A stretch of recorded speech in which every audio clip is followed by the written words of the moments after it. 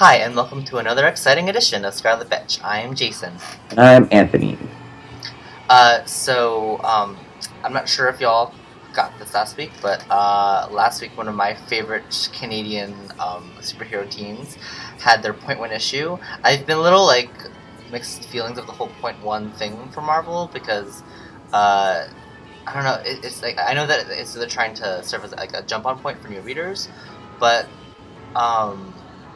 for me, a lot of the storylines just don't feel like fulfilling enough to like justify a whole issue. Yeah, I've only read the X-Men one and the Dakin one and the Alpha Flight one, and I thought the X-Men one was very good. Maybe not whole issue worthy, but good. Dakin was, I only read it to get a preview of what the writer was going to be like. And this one, which was fun because I really wanted some Alpha Flight. Yeah. So I am really excited about Alpha Flight. I'm a little confused about the makeup of the team because North Star's in the book and he's on the cover, but he's not on the team. So I don't know if he's gonna be in the book when it's not in its Point One form. I really hope he is. Yeah. And he was in the X-Men. Yeah. I'm thinking he's a super speedster, so he can Wolverine it. Yeah, pretty much. Yeah. And also his boyfriend's in Canada, so yeah. But speaking of boyfriends, we got I'm not sure if this is actually true because I told my coworker who's also a big comic book fan, and I can't find my copy of that Nation X Tim Fish story. But I think this is North Star's first kiss. I'm pretty sure this is I don't think they actually kissed in the Tim Fish short. Because they definitely had a romantic date. They had a romantic date. There was implied sexiness in the room because there was partial nudity because he got undressed really quickly and it was in a towel or underwear, I think. But I don't think there was ever actually a smooch. I may be wrong, but I think this issue is North Star's very first kiss, which makes it semi-historic of sorts. Because, North Star was the first, gay mainstream comic book character, and finally, 25 years later, he gets to kiss someone. Which is, significant. I also think it's kind of odd how, Kyle's hairstyle, changes radically every time I see him. At first, he, had, dreads, and, now he has, an afro. And, that... Normally, it would go from, an afro to dreads, not really from dreads to an afro. Just because, unless his hair is made of unstable molecules, too. Or... I was going to say, if you have a really fast boyfriend who's willing to spend an hour on your hair, just get all that wax out. Get it out. I guess so, but that actually, I feel that would be really painful. I don't know, whatever. But, I've seen good hair. It's never good. Yeah. I haven't seen good hair, but I heard about it. But in kind of other news about Alpha Flight, I really like some of the redesigns. I think actually the only character who gets redesigned a little bit is Marina. Her costume is so much better, especially because on the cover she's this crazy swamp thing monster thing. Yeah. And then in the actual book, she's has this really cool, very fashion forward, cut out I don't know, jumpsuit thing, and she looks smoking hot. I'm go Marina. Also, she was married to Namor at one point. So are they still married, or are they not married anymore? I'm definitely not. I'm pretty sure she died. She died. Well, yeah, because during Dark Reign or whatever. Yeah, and she got back. Yeah, she was killed. It was during Chaos Wars they brought her back, right? Yeah, they brought her back during Chaos War. So I'm not sure if there's been any kind of acknowledgement upon Namor's side that she's back alive. Granted, I think they were estranged, but Yeah. But still. I mean, they got married because they were both water people. Yeah, just like Storm got married to T'Challa because they're both black people. It makes sense, Jason. Okay, that's how the world works. But speaking of racial equity in comic book relationships, Kyle and North Star and Jean-Paul, they're so cute in this, and they get a lot of screen time, which is kind of unexpected. and like coupliness, like couple, yeah, really good, like kind of like not beating around the bushes, like they're totally a couple. And like way to go, Greg, way to go, Greg Pak. So hurrah. Also, I usually think that Sasquatch looks like a really stupid character, but he's drawn really well in this book, and yeah, could make me go furry. Just saying.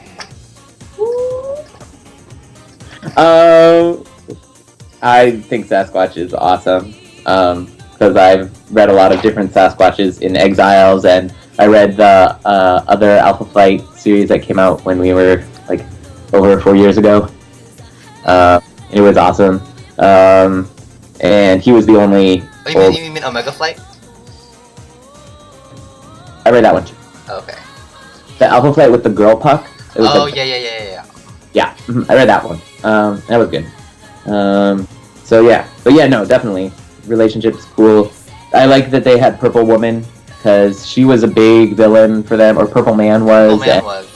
Yeah, way back in the day, and so yeah, it was cool to see that, especially because I kind of didn't understand those characters at all, like what their powers were or how they worked. It was like I just read summaries on UncannyX-Men.net, and they were like, "Purple Man took control, blah blah blah blah blah," and I was like, "Through the color purple?" Yeah. Well, why is his name Purple Man? Yeah. Just really purple. But yeah, this was cool. So yeah, speaking of interracial mutant couples, this is kind of like a weird segue, but Uncanny X-Force, because I guess it's a interracial couple in that Betsy Braddock is fake Asian. Right? Yeah. Right. Which is better? That Armor is Japanese and gets her Super Sentai robot powers from her ancestors, or that a British telepath acquired the body of a Japanese woman and magically learns martial arts. I actually think was she Japanese? I think she was like Korean or Chinese. Her name was Kuan Yin, which sounds vaguely Korean to me. But I don't know. But at the same time, right, it was when this was like, what's gonna happen? Well, I'm gonna take this British person and make her sexy Asian. Yeah, but and also it never made sense to me how Betsy Braddock's body got put into a ninja's. Betsy Braddock's British psychic mind got put into the body of a ninja, and somehow she developed kung fu. Right? It's like, it's muscle memory. It's not muscle memory. I'm sorry. Yeah. Sorry. Like, Yeah. Speaking of characters who need a costume update, like, she needs to get out of that ninja bathing suit, because, like, she's... Really? I think it's classic. I don't think you can change it. I think it's simple, because I think they've tried to change it, haven't they?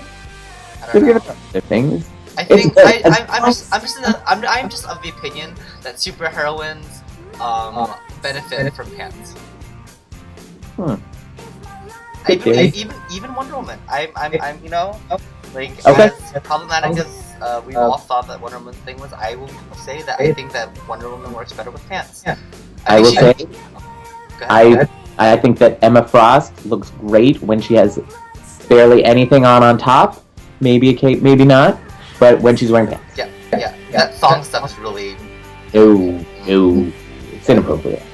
Yeah. But get back to Uncanny X-Force.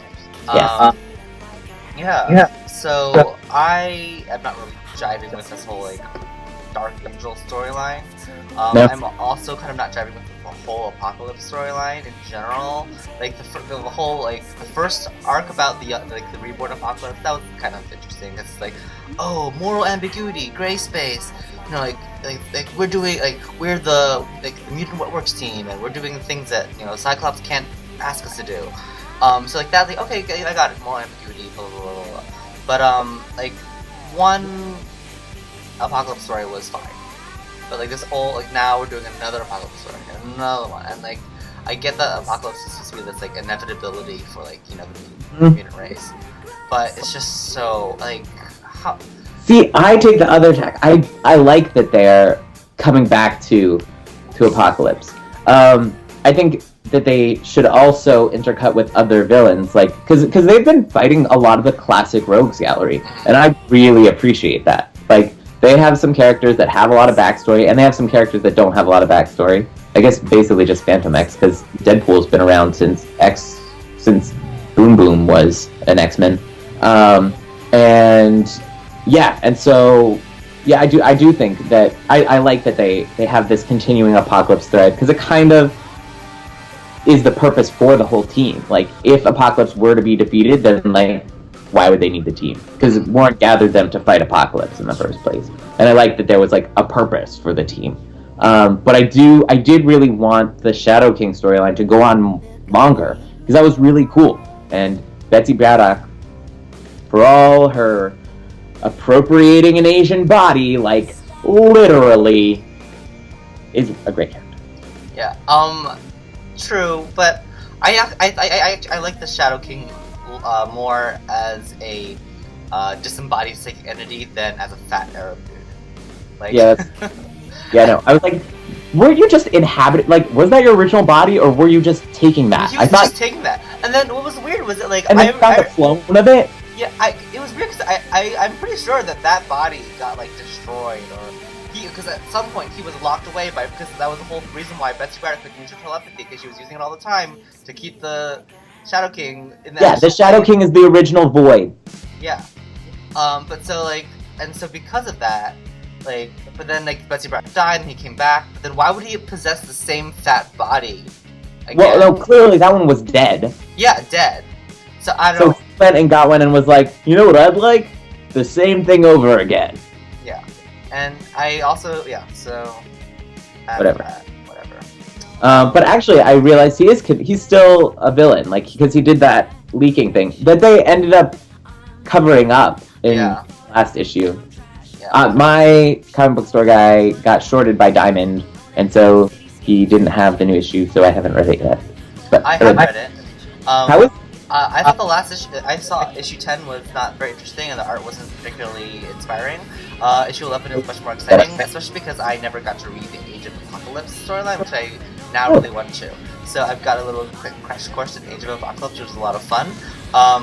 And they were like, and it's actually really fun because there are all these characters that have died in 616 who are now getting a lot of. There's Sunfire.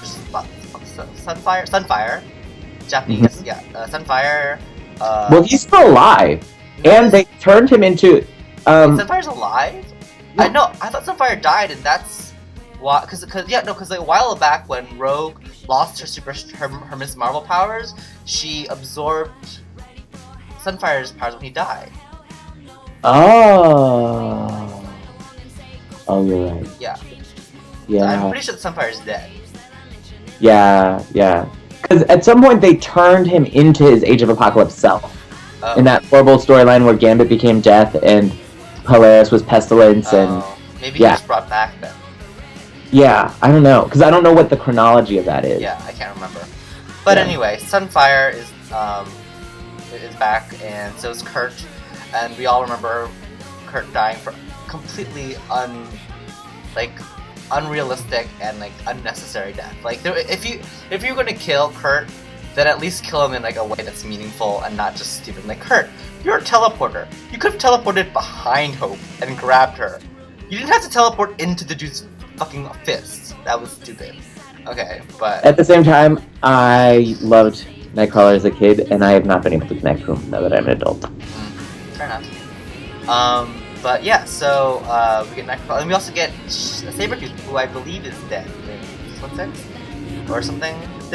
I thought he got killed by Wolverine. Look, he's never gonna be dead. Yeah, well, okay. We get good Sabretooth and his son, and another. Okay, spoiler, turn your things off. Is we get Jean Grey is revealed to be the leader of the New Resistance at the very end. So it's like, I'm not sure if she's around in Age of Apocalypse storyline originally. She probably is. Yeah, but yeah. So get some genie action there. So nice. It's fun. Yeah. Although we don't see Magneto at all, and I was expecting to because he's on the cover. So. Oh, okay, yeah. And there's also this character who looks vaguely like Blink or someone. I don't know. No, that's Jean. That's Jean? Yeah. Does she not look like that in the story? She doesn't have a marking on her face. Because I thought that generated when she used her powers. Oh, maybe. Like Rachel? Yeah, like different. Okay, never mind. So Jean's in there. Great. Or maybe she doesn't have that. I remember having a weird red thing. Well, I know that Rachel had a weird red thing when she used her Rachel powers. did. Psylocke did at one point. Yeah. Things psychic. Yeah. Okay. Like chicken pox.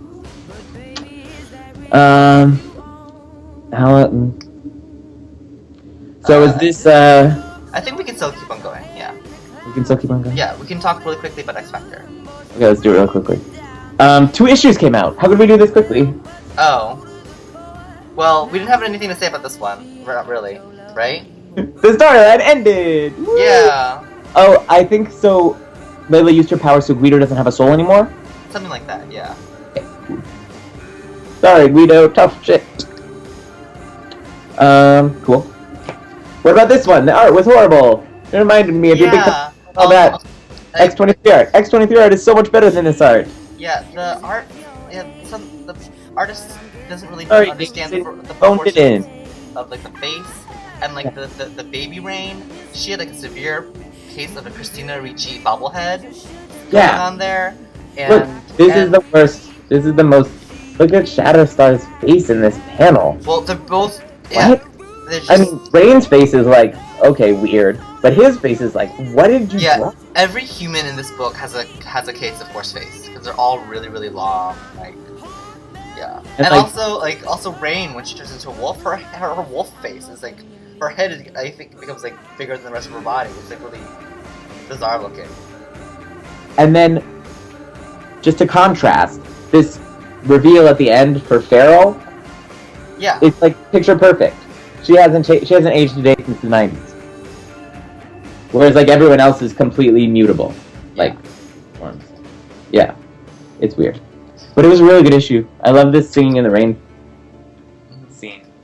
I also like how this whole that was really great. I love that. Writing. I mean that's the thing from this issue. I love the writing, and I completely when I was reading it, there were just like 1 or 2 moments where I was like, that looks horrible on the art. But the whole time I was just like paying attention to the words. And, like, I also did like how the whole issue was like a moratorium on Rain's like faith, and she's like, it's like you're really Catholic. That's probably a bad idea. Or like it was just like yeah, I don't know, because like she meets Shatterstar, and she's like, yeah, I was sorry I was a dick because I'm Catholic, and then she meets like this like demon chick. She's like, fuck, if I wasn't like this Catholic, she wouldn't be harping on me. And so like, oopsie. I mean, I guess I didn't really see the demon. I thought it was interesting that, that she, I mean, it was setting her up to go against her religion, especially because it kind of sounds like they're going to be bringing all these, like, hell monsters, because they did kind of set it up like it could be, like, all sorts of otherworldly, like, fairies or angels or whatever coming to attack Rain because of the baby, or it could just be, like, Judeo-Christian monsters only. And her, and in that, because, it did kind of look like it was setting her up to renounce her faith. Which I think maybe, given that she's stuck with it so long, it's mostly just, it's going to end up just creating a tension for her. And, like, talk about, in the end, resolving, having a faith and... Yeah. The also, it's just, like, it's also weird that she's super Catholic, yet she fucked a Norse wolf god. Well, look, to be fair, she wasn't worshipping him. Okay, that's fair. You know what? Let's just keep on going because we only have one more comic to do. Let's do it. Wonder Woman. Oh, did you get the alternate cover? Sure. Wait, which one? The alternate cover? I have 611. Which one is that? 611. Okay, so you must. We got different covers, but I think this is the one I posted on Super Queeros. Yeah, I think you're right. I think I probably got the alternate cover. What? Hot. Yeah. So, what did you think? I don't like how we're only getting glimpses of the big bad, like the issue before it ends. Like I would have liked to. See, honestly, that's what I expect more from a comic book, but I found like that's what I expect, but I found that that's not what happens. That they do reveal the big bad in the penultimate issue, and then you have the final battle for the first half of the last issue, and then the second half is the denouement. Yeah. So, but yeah, that's not what they did. They killed one of the Morgan. The other Morgan killed all of the cool Amazons that I wanted to stay villains. I also really like. I also really continue to enjoy Psycho Man and his character portrayal and the changing character. He's really become an anti-hero or of sorts. I love Dr. Psycho. And that's the thing. I loved Artemis and Cheetah and Giganta as those guys, and I wanted them to stay, especially since they're rebooting everything. Like, yeah, shit. Which we should talk about. Yeah. But yeah. I don't understand this, like, because this is a vision of her as one of the Morgan. Yeah. I don't like it. I realize we're not supposed to like it, and that it's gonna. I also didn't get where all the Scorpion stuff was coming from, because she has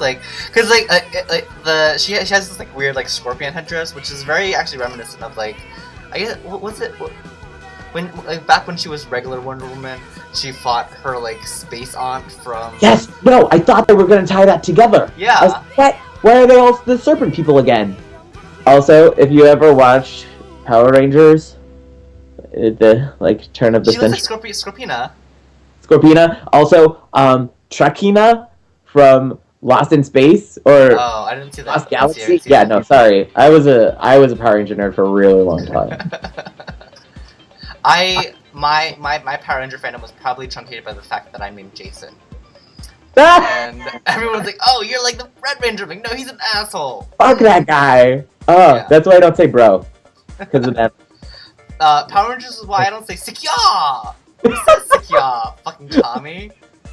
I want to say Sikya. I forgot about that. That was so bizarre. I love Power Rangers. Anyway, so that happened. Yeah, I also don't like how, DC, I think all this week has been putting like mini comics inside their comics, and I was like, wait, why are we in World War II? What's going on? Where's Wonder Woman? La! It's not DC, it's Super 8. I was like, okay, I get it, Super 8. You want us to go see your effing movie. I'm not gonna go see your effing movie. You interrupted my comic book. Yeah, fuck you guys. I wanted to take it out, but then I was like, oh, people might be upset with me. And my binding would go. Staple. Yeah. No, how did you feel about this issue? I was expecting a lot more action, and even though a lot of stuff happened, there were like Wonder Woman spent a lot of the time of this issue just daydreaming, which I guess she also did a lot in the last two issues. So I'm like, yeah, but then it was set up. Then it was like 6 of Harry Potter. Oh, we're gonna spend the 600 pages going in this pensieve and asking random questions. Yeah, and then what also didn't make sense about the whole like her vision of the future was that like Superman suddenly knew her again. It's like, Diana, don't do it! Like, but he doesn't know who you are! So, like, it's just, yeah, so there was a lot of continuity breaking in this. When you said a lot of stuff happened, I wanted to be like, yeah, a lot of stuff happened. Like, nothing really happened at all. That was interesting, at least. Like, okay, we resolved some stuff. We kind of got rid of half the Morgan, like, but it's just not big. On a funner note, I think someone really needs to recaption this picture right here. Because I think it's really hilarious, ridiculous, and it has infinite possibilities. Just saying. Infinite. Do you remember when back when Runaways was still a thing, and Young Avengers was still a thing, and they had that, and they would constantly, whenever there was a big event, like those two groups would get together and have a crossover. And during Civil War, I think that was theirs. Maybe it was different. No, it was before Civil War. No, okay, I'm thinking of it. It was the Civil War one. And they basically, like, all the queer characters got stolen because they're basically all aliens. Thanks. And there was this meme going around that was like, it was all the team. It was the rest of the team lined up, like, facing that bad guy, and they were like, "Give us back our homos." It was awesome. It was the best. I love that. Uh-huh. I want more of that. Can you I bring know. back teams, please? I know, right? Although not Clara. You can keep Clara. Send her back in time where she belongs. Seriously, she's not happy. We're not happy. No. Or just be like, Clara suddenly developed psychic powers and transferred bodies with Zavin. Cool. I like it. Yeah. Oh, do you want to talk about that whole reboot thing that's happening? Sure, let's talk about it. So, reboot thing that's happening. DC announced today that they are taking that entire rich comic book history that you know and love, rolling into a little ball, shitting on it, and then throwing it in your face. That's basically what I was gonna say, to be fair, don't they do that every 3 years? Like, that's kind of their modus operandi. This time they're just not calling it Crisis, they're calling it, yeah, we're doing this again. Yeah. But the weird thing is that, like, this is, like, it's not even, like, a full reboot, it's just, like, half-hearted, like, kind of reboot, and it's not... And basically what's happening is they're you know, Wonder Woman got rebooted in this pseudo way, and so they're gonna do that for everything. Mm-hmm. And I guess the big thing is that, like, so DC is rebooting, like, basically their entire lineup. So, like, 52 titles are going to have new number one issues, which we know from experience doesn't necessarily equate to larger sales. For some reason, like, these comic book execs seem to think that, like, oh, we need to increase our readership, and to increase our readership, we need to, like, make it make the entry into these stories, like, less intimidating. So we need to, you know, to relaunch the volumes so people can get into it again. What you're going to do is just going to drive away your fan base, which then, you know, cannibalizes your sales even more, and then it creates this, like, death spiral of new volumes, which is really annoying. I just get whenever the comic book companies want to reboot to number one, I just go, fine. Wait until, like, a year from now, you're gonna go back to the original numbering, and I'm gonna have 12 issues of something that are numbers 513 through 5 whatever plus 12 525, and they're gonna be misnumbered. Mm-hmm. It's basically what's gonna happen. No. Yeah. But it also brings into a lot of, like, questions about, like, a lot of our favorite characters. Like, I know that they announced most of the DC superheroes are getting kind of young, like, either they're regressed in their age. So Superman's younger, everyone's younger. Nightwing Dick Grayson is Nightwing again. Tim Drake is Robin again. I feel bad for Robin because I thought that his transition to Red Robin, even though I wasn't a huge fan of the costume, was, like, a really just, like, it felt time for him to mature out of that role, you know? Well, that's the thing about this rebooting them, is that the characters have grown. Yeah.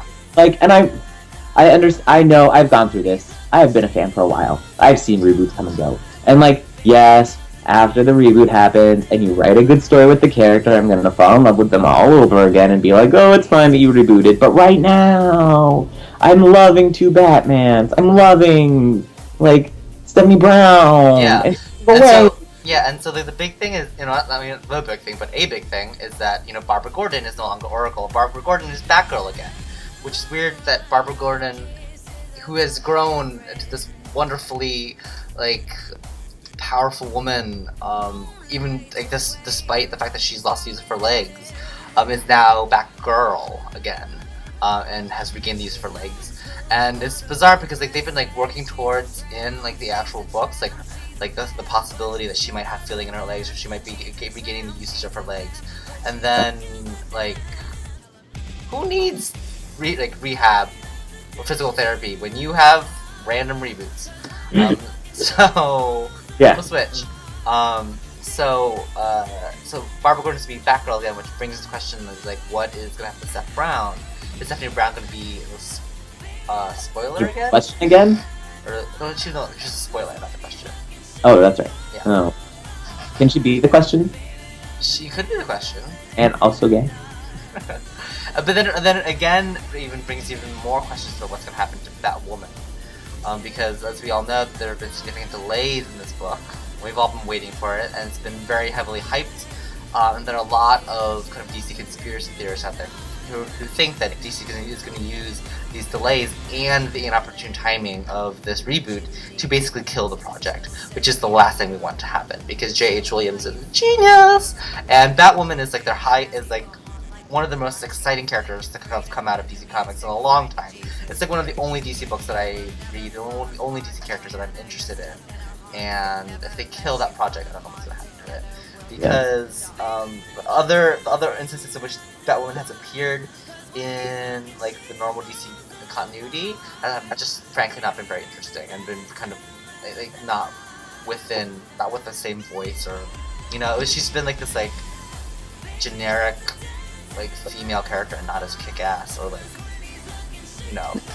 Yeah, it's definitely not been as consistently amazing as her run in Detective was. And yeah, I really think that the reboot is the enemy of minority characters in general. Especially characters. Yeah, because I feel like it gets back, like when you do the reboot, you're saying, oh, we're gonna look at these classic characters that you've seen thousands of stories of who are straight and white and male, and we're gonna look at them again because things are different this time around, even though they're exactly the same. I mean, like in DC's like press statement, they said one of the things they specifically called out was diversity, and that they wanted to use this opportunity to make the DC universe more diverse. I will believe. Oh, you know how they did that? on the Justice League, Jon Stewart is the Green Lantern, right? And the Black Aquaman is Aquaman, right? And well, Diana's a woman, and there's other women on the team, right? Yeah, definitely. And right? No. Yeah. I did notice that. I was like, oh, there's one woman and there's one black dude. Oh, cool, Cyborg! You made him an adult. That's cool. You know what's also cool? How you had other black adults that you could have put on the team. Mm-hmm. But no. Jeff John. Yeah, Jeff John. I rest my. Yeah. So, but I mean, they've said that diversity is one of the things that they're going to be trying to do with this reboot. I'll believe when I see it. That's basically what I'm going to say. Show me the money. Mm-hmm. Yeah. Okay. Well, with that, thank you for our extra long, super awesome edition of Scarlet Betch, and we will see you later on. So keep on tuning in.